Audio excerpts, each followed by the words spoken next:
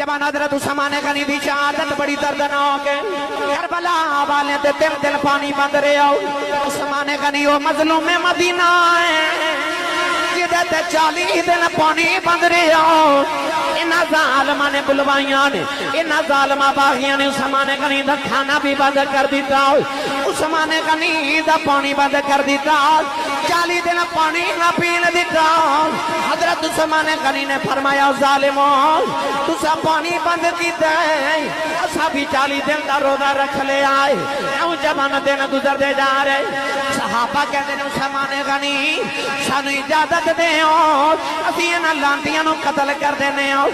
آپ نے فرمایا میں مدینے جو خون ریزیاں نہیں ہونے دینی ہو۔ فرمایا نا نا میں نہیں چاہتا میرے یار دا مدینہ خون دینا رنگینے ہوئے۔ آپ نے فرمایا ہو منو نبی نے فرمایا سی پوشاک اتاری نہ ہو، نہ میں خلافت چھوڑنی ہے نہ میں جگہ ہونے دینی ہے۔ ایڈا صابر میرے نبی دا یار ہے، میں ان جبانوں جڑ بلے پیاس نے تنگ کر دیتا ہوں، انہاں باغیاں نے پانی بھی اندر نہ جان دیتا ہوں۔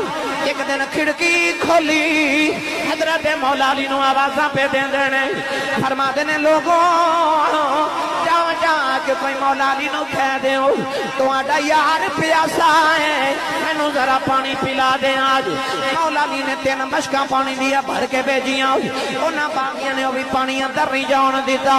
حضرت عثمان غنی رضی اللہ تعالیٰ عنہ دی حفاظت واسطے مولا علی نے امام حسن حسین نو بھیجیا، علی دے لال تلواراں لے کے سامان دے دروازے چ کھڑے نے۔